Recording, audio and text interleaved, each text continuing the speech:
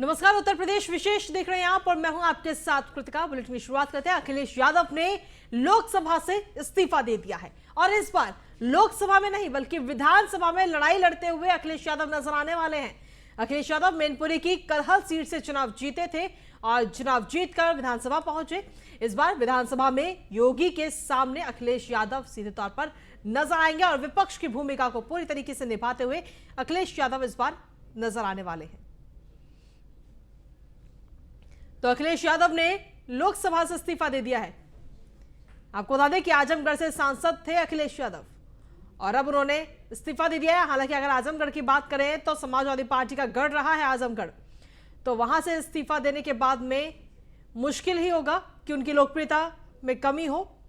तो ऐसे में सीधे तौर पर देखा जाए तो अब अखिलेश यादव उत्तर प्रदेश विधानसभा में पूरी तरीके से तत्पर नजर आएंगे और योगी आदित्यनाथ के सामने विधानसभा में सीधे तौर पर अब इस बार हंगामा देखने को मिल सकता है विधानसभा में, क्योंकि अब अखिलेश यादव अपनी भूमिका और विपक्ष की भूमिका वहां पर निभाते हुए नजर आएंगे।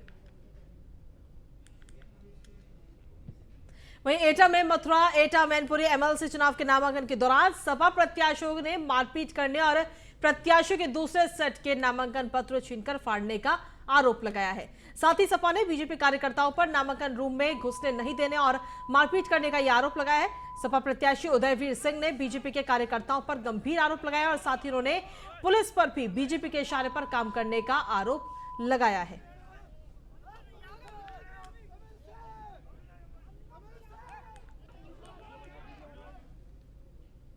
उनके द्वारा शपथ पत्र कल जो दिया गया था वो नियत प्रारूप पे नहीं था और उन्हें आज का टाइम दिया गया था कि आज अपना शपथ पत्र दाखिल करें, तो उनके द्वारा अनुपूरक शपथ पत्र लाया गया लेकिन वो भी पूरा नहीं था, अपूर्ण था वो भी, तो उस वजह से उनका जो है पर्चे को निरस्त किया गया। कुल कितने निरस्त किए गए पर्चे? कुल 3 पर्चे निरस्त किए गए।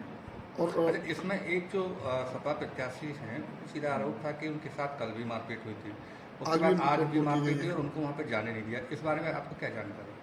आज नामांकन क्षेत्र के बाहर दो पक्षों के बीच में जो भी उनके प्रस्ताव थे उनके बीच में विवाद हुआ था और जैसे ही पुलिस को संज्ञान मिला, पुलिस ने जाकर वहाँ मौके पर जो है उनको विवाद को शांत कराया और साथ ही साथ पर्याप्त पुलिस उनको सुरक्षा में अधिकारीगण के द्वारा स्वयं सबको। वहीं मेरठ गाजियाबाद एमएलसी सीट से आरएलडी सपा प्रत्याशी सुनील रोहटा का पर्चा निरस्त होने से बच गया। दरअसल एफिडेविट में पिता का नाम गलत टाइप हो गया था और इसकी जानकारी होने पर सपा प्रत्याशी सुनील रोहटा और आरएलडी विधायक गुलाम मोहम्मद सहित पार्टी के कई नेता कलेक्ट्रेट पहुंचे और आधार कार्ड और अन्य कागजात दिखाए, जिसके बाद पिता के नाम को सुधारा गया। खामियां दूर होने पर सपा प्रत्याशी सुनील रोहटा ने राहत की सांस ली। मैं तो ये था कि हमारी कोई दिक्कत ही नहीं है, क्योंकि कल जब 4 घंटे बैठ के सारा पर्चा चेक हो चुका था, उसमें कोई नहीं, हमारे क्लियर भी कर दिया था। आज सुबह भी हम पहुंचे थे, एक आपत्ति थी उसका शपथ पत्र देने के लिए, जब भी कुछ नहीं बताया। लेकिन अभी जैसे हमारी एक संयुक्त मीटिंग चल रही थी चारों जिलों के नेताओं की, कार्यकर्ताओं की, पदाधिकारियों की, एक फ़ोन पहुँचा कि यहाँ पर जो है फार्म यहाँ पर आपत्ति लगाने बाद आपका पर्चा निरस्त की ओर जा रहा है। हम यहाँ पहुँचे, सभी लोग, गुलाम मोहम्मद जी भी, राजकुमार सांगवान जी भी, सभी तमाम लोग, अध्यक्ष जी, राज्यपाल जी भी, सब हम यहाँ आए और हमने अपना आर्गूमेंट दिया कि ये क्लरिकल मिस्टेक है, टाइपिंग मिस्टेक है कि एक जगह जयवीर सिंह लिखा गया और अन्य जगह सभी शपथ पत्रों में सुनील कुमार और फादर नेम गुलबीर। वहीं मेरठ गाजियाबाद एमएलसी सीट से नामांकन रद्द होने पर निर्दलीय प्रत्याशी पूरम सिंह फूट फूट कर रही हैं। गाजियाबाद की रहने वाली पूरम सिंह एमएलसी का चुनाव लड़ने के लिए कई महीनों से मेहनत कर रही थी। निर्दलीय प्रत्याशी के तौर पर नामांकन किया था। पूरम सिंह ने कहा कि उनका नामांकन बेवजह रद्द किया गया है। उन्होंने प्रशासन पर लापरवाही का भी आरोप लगाया और साथ ही हाईकोर्ट का दरवाजा खटखटाने की भी बात कही है।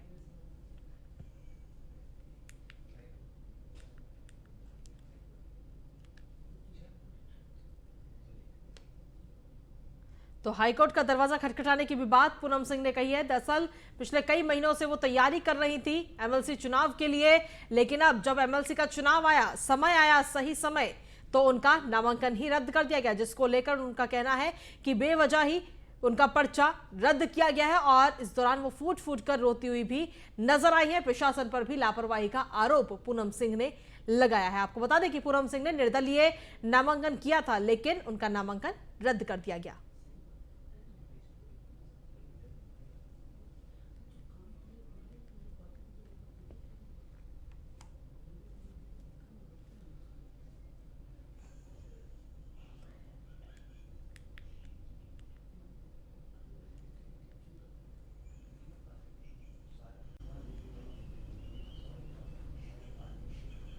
वहीं प्रतापगढ़ में राजू भैया को बड़ा झटका लगा है। दरअसल अक्षय प्रताप सिंह को पुलिस ने गिरफ्तार किया है और फर्जी पते पर शस्त्र लाइसेंस लेने का पूरा यह मामला था। एमपी एमएलए कोर्ट ने पुलिस कस्टडी के आदेश दे दिए हैं। बुधवार को अक्षय प्रताप सिंह को सजा का ऐलान किया जाएगा। राजू भैया के बेहद करीबी बताए जाते हैं अक्षय प्रताप सिंह, और एमपी एमएलए कोर्ट के बाहर भारी पुलिस बल भी तैनात है। एएसपी रोहित मिश्र और सीओ सिटी अभय पांडे भी वहां पर मौके पर मौजूद है।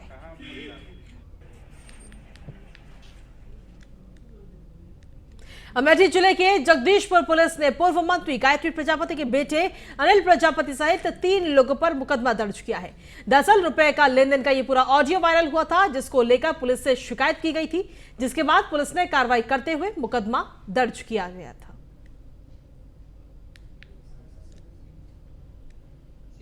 एमएलसी चुनाव के संबंध में एक ऑडियो वायरल हुआ है।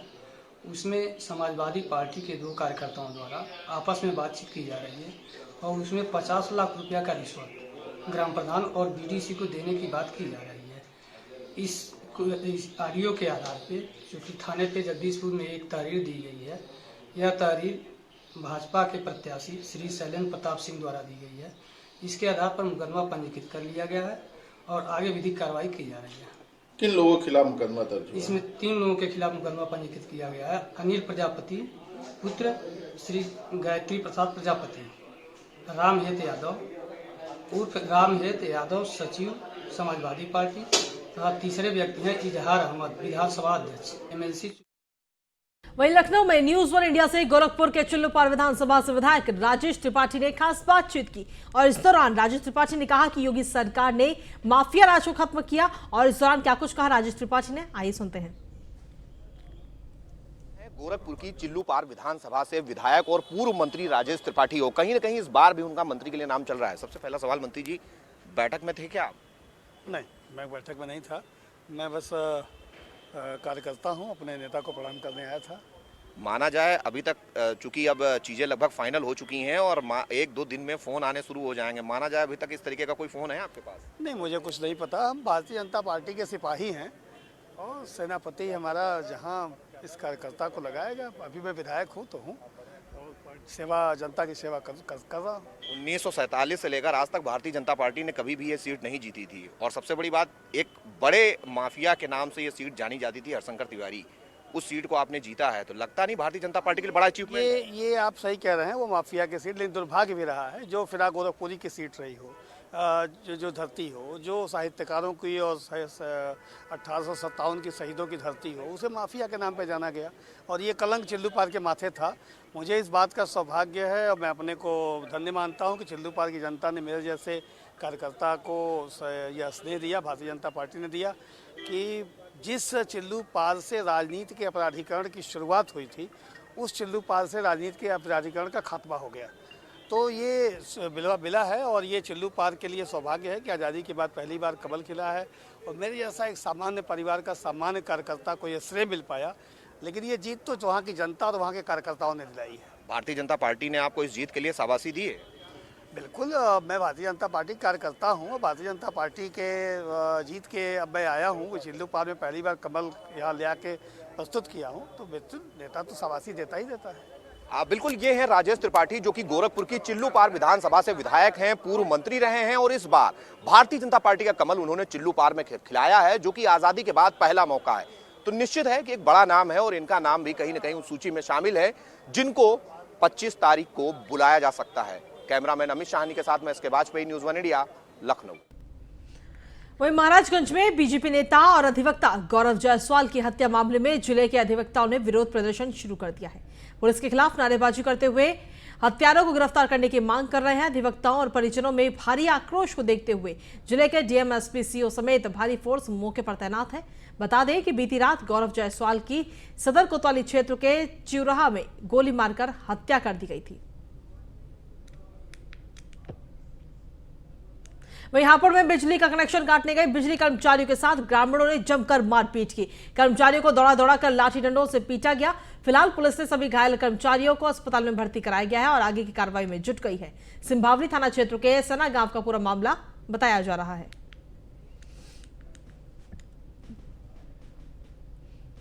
वहीं अमरोहा में वेंकटेश्वरा समूह की सेना एवं पुलिस भर्ती अकादमी वीएमपा के प्रथम बैच के ओरिएंटेशन ट्रेनिंग प्रोग्राम का शानदार शुभारंभ किया गया। वेंकटेश्वरा समूह के चेयरमैन डॉक्टर सुधीर गिरी ने कहा कि वीएमपा पुलिस एवं सेना भर्ती की सबसे विशिष्ट अकादमी है होगी। वहीं प्रतिकुलाधिपति डॉक्टर राजीव त्यागी ने कहा कि एनसीसी सर्टिफिकेट धारक सेना के तीनों विंग में विभिन्न ऑफिसर पदों पर बिना लिखित परीक्षा के सीधे साक्षात्कार के लिए पात्र होंगे। और वहीं सीओ कर्नल अमरदीप त्यागी ने कहा कि आगामी जुलाई अगस्त में होने वाली विभिन्न भर्तियों में वेंकटेश्वरा के सैकड़ों युवा कई पदों के लिए प्रतिभागी होंगे।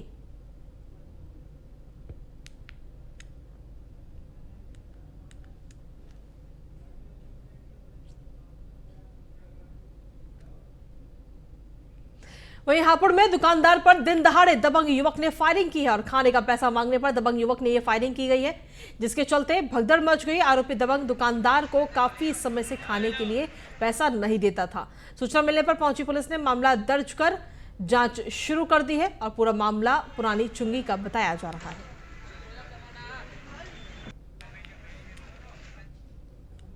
2 महीना हो गए बिरयानी खावा, 3-4 जने आवा खावे चल रहा, पैसे मांगा नुका देऊंगा।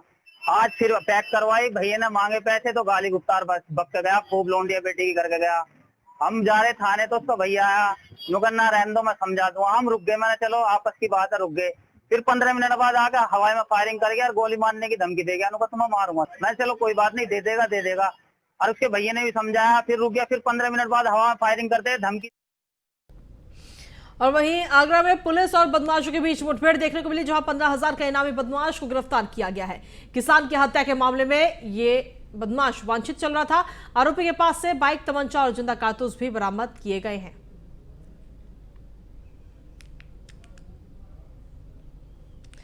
कानपुर के नौबस्त में भूमाफियाओं से तंग आकर बीजेपी के पूर्व विधायक रघुनंदन सिंह भदौरिया के भतीजे ने फांसी लगाकर जान दे दी है। बताया जा रहा है कि उसके 2 निर्माणाधीन मकान पर कुछ लोगों ने ताला लगाकर कब्जा कर लिया था, जिसके बाद से वो मानसिक तनाव में था। घटना के बाद पिता ने एक नामजद समेत 5 अज्ञात के खिलाफ कानपुर के नौबस्ता थाने में तहरीर भी दी है।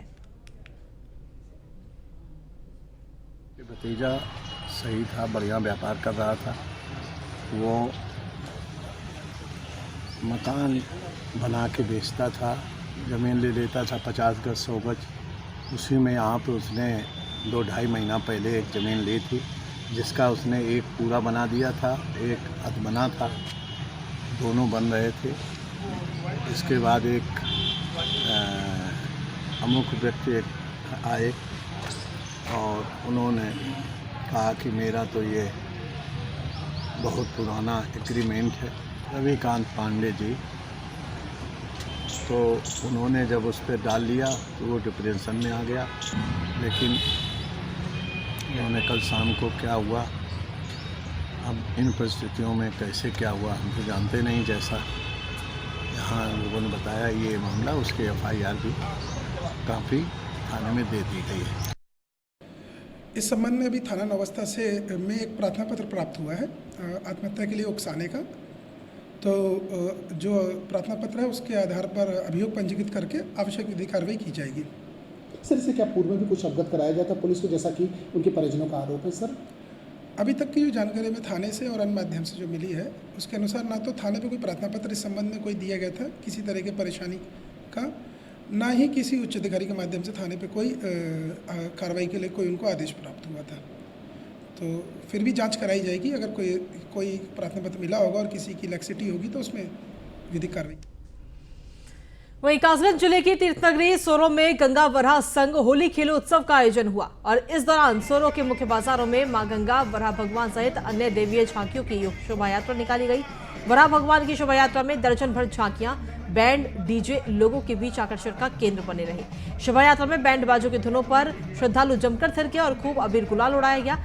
बता दें कि चैत्र मास की पंचमी पर तीर्थ नगरी सोरो में आओ खेले गंगा विरह संघ होली उत्सव का आयोजन किया जाता है।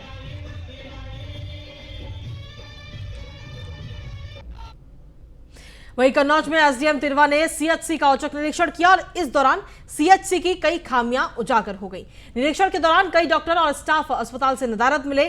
प्रसव के बाद दिए जाने वाले भोजन व नाश्ते में घोटाले होने के संकेत मिले और इतना ही नहीं, प्रसूता का प्रसव होने के बाद प्रसूता को भर्ती रखने की बजाय जबरदस्ती अस्पताल से छुट्टी दे दी जाती है। वहां मौजूद तीमारदारों ने बताया कि महिला डॉक्टर कभी भी समय पर नहीं आती, अटेंडेंस रजिस्टर में साइन करके घर चली जाती हैं और इन खामियों के सामने आने के बाद एसडीएम ने रिपोर्ट डीएम को भेजने की बात कही है। वहीं नोएडा में पुलिस और बदमाशों के बीच मुठभेड़ हुई और इस मुठभेड़ में 25,000 का इनामी प्रतिबंधित पशु तस्कर के पैर में गोली लगने से वो घायल हो गया, जिसे अस्पताल में भर्ती कराया गया। वहीं उसके कब्जे से 2 धारदार हथियार, बांका और एक अवैध तमंचा, 3 जिंदा कारतूस और 2 खोखा और 1 चोरी की बाइक बरामद की गई है।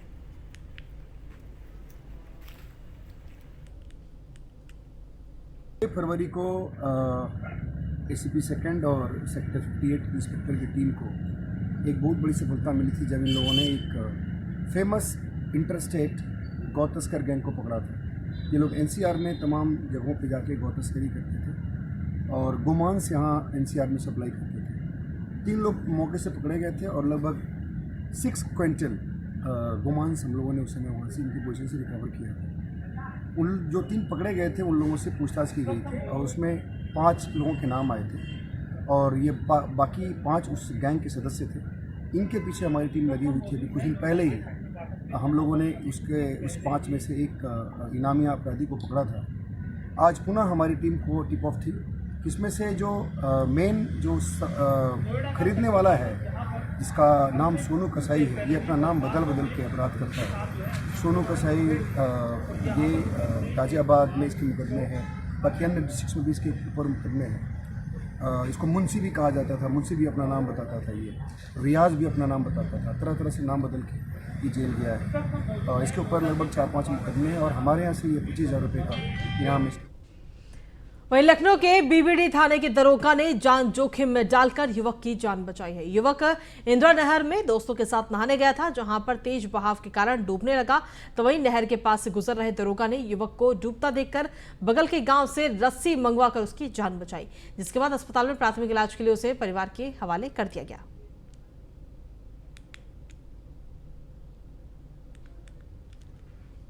बस हम नहाने गए तो पार फिसला और बहुत तेज था, इसलिए हम बहने लगे। कैसे कौन बचाया फिर तुम? बचाने साहब पता नहीं कि बुलाए ने हमका, तो याद ही नहीं ना को बचाई तो भैया साहब हमको मिले बस। हम तो नहर के बीच में गए कैसे? वो हम नहाने चले गए थे भैया साहब। और नहीं तो साहब फिर कैसे पहुँचे नहर के बीच में? साहब पहुँचे, साहब पूरा उठा के लाए, सबका बचाई ने हमका। रस्सी को लेके आ रहा है साहब ही लेके आए थे, साहब ही पूरा डाली था, तो हम कहीं रस्सी खींचो, हम खींच नहीं पाए, पकड़ नहीं पाए। वहीं हापुड़ की कोतवाली पुलिस ने गोकशी करने वाले के खिलाफ कार्रवाई करते हुए एक गोदाम पर छापेमारी की और इस दौरान गोदाम से पशुओं के अवशेष भी मिले। पुलिस ने कार्रवाई करते हुए आधा दर्जन लोगों को गिरफ्तार किया है। अवशेष को जांच के लिए पशुपालन विभाग को सौंपा गया है, जिसकी रिपोर्ट आने पर कार्रवाई की जाएगी।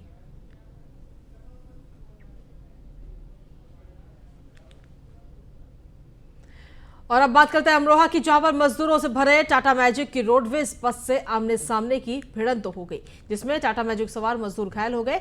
घायल मजदूर को सीएचसी में भर्ती कराया गया। मामला डिडौली कोतवाली इलाके के जोया अमरोहा बाईपास का बताया जा रहा है।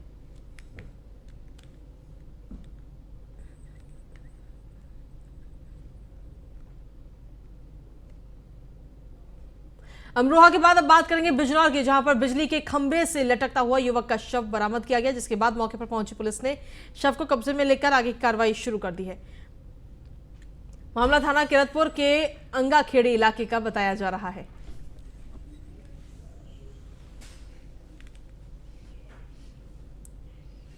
वहीं हापुड़ में वनखंडा के जंगल में संदिग्ध परिस्थितियों में मृत मोर मिला, जिसके बाद खेत में काम कर किसानों ने पुलिस और वन विभाग को सूचना दी। मौके पर पहुंची पुलिस और वन विभाग की टीम ने मृत मोर को कब्जे में पोस्टमार्टम के लिए भेज दिया है और जांच में जुट गई है।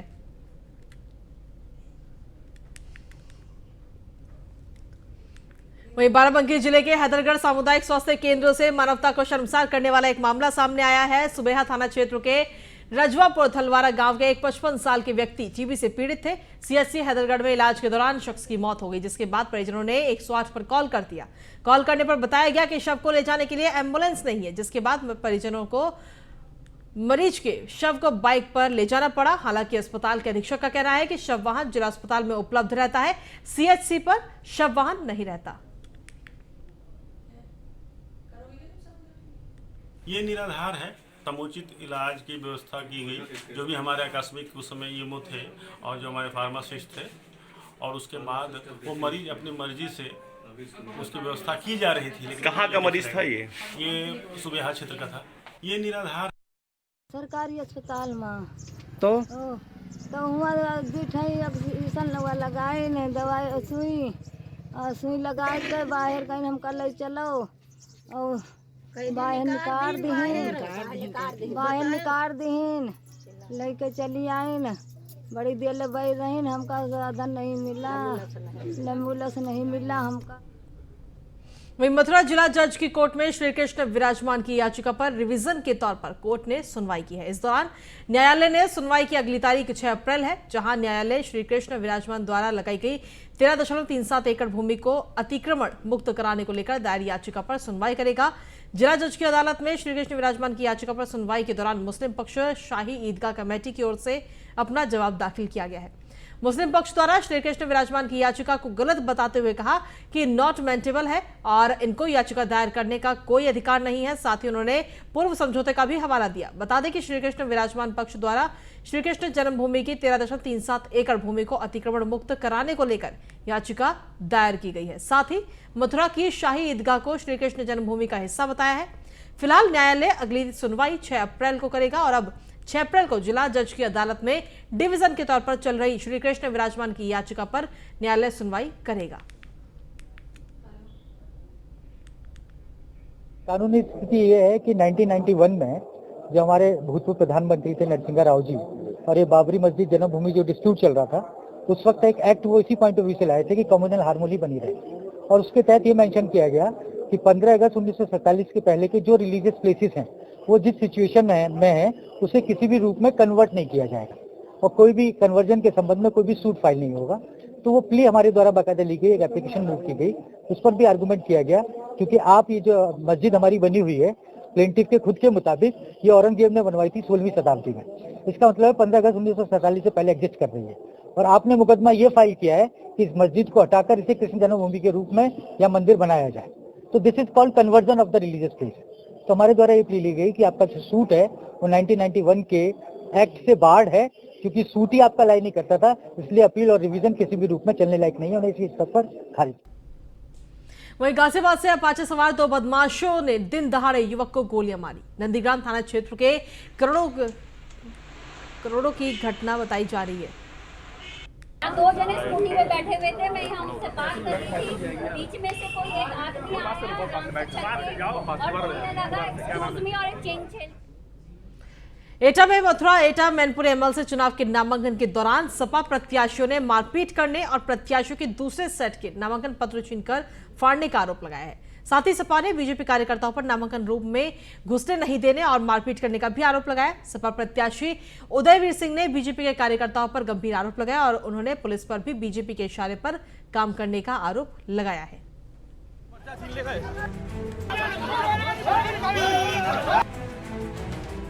उत्तर प्रदेश में विधानसभा के बाद विधान परिषद चुनाव जारी है।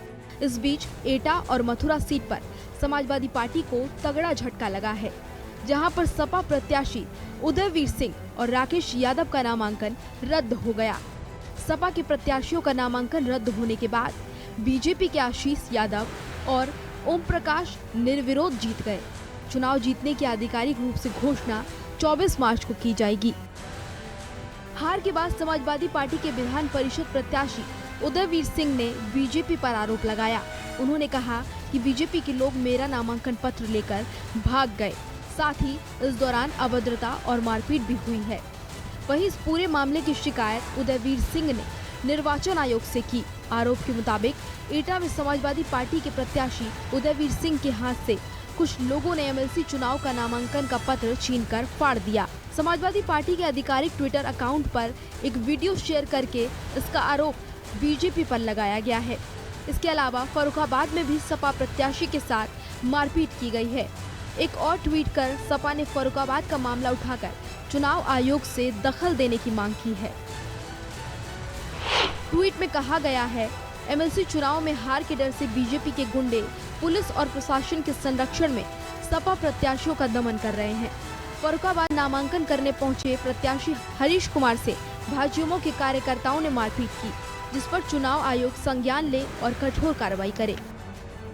फायर कराने के लिए पूरा टाइम लगा है, लेकिन हम तो यहाँ चुनाव लड़ने आए हैं ना। हम यहाँ गुंडागर्दी करने या मुकदमा लड़ने या अपनी जान बचाने नहीं आए हैं। चुनाव लड़ने के लिए अगर हमें जाना था तो हम गए, लड़ना था लड़े, मारपीट होनी थी मारपीट, जो भी होना था। लेकिन ये मेरा अधिकार है, इलेक्शन लड़ने का मेरा अधिकार है, मेरे दल का दिया मुझे दायित्व है। उस दायित्व के लिए चाहे लड़ाई हो, चाहे झगड़ा हो, चाहे कुछ हो, उसे मैं पूर्णतः पूरा करने का प्रयास करूंगा और अपने अधिकार को सुरक्षित करने के लिए मुझे संघर्ष करना पड़ेगा तो मैं करूंगा। क्या आपको जो पेपर सबमिट करने थे आरओ रूम में, वो आप समय से कर पाए? हमने वो समय से कर दिए हैं। आरओ उस पर क्या टाइम डालेंगे वो आरओ जाने, क्योंकि हम एडीएम के साथ 10:35 से थे कलेक्ट्रेट परिसर में। अगर वो आरओ खुद आए ही ना 11 बजे तक, अगर आरओ कागज लेने से इनकार कर दें, मैं जो टाइम लिखूं उसमें कुछ और लिख दें, तो ये तो आरओ का विवेक है, आरओ की नैतिकता है, आरओ का के ऊपर है कि वो कितना कानून मानते हैं। फिलहाल इस वाद विवाद से एक बात तो साफ है कि आयोग इस चुनाव को पूरी सजगता से करा रही है। कुछ उपद्रवी जरूर रोड़ा बन रहे हैं, जिस पर कार्रवाई की तैयारी की गई है। Bureau report, news 1 India. और इसी के साथ फिलहाल उत्तर प्रदेश विशेष में मेरे साथ इतना ही। बाकी तमाम खबरों के लिए आप लगातार देखते रहिए न्यूज़ 1 इंडिया।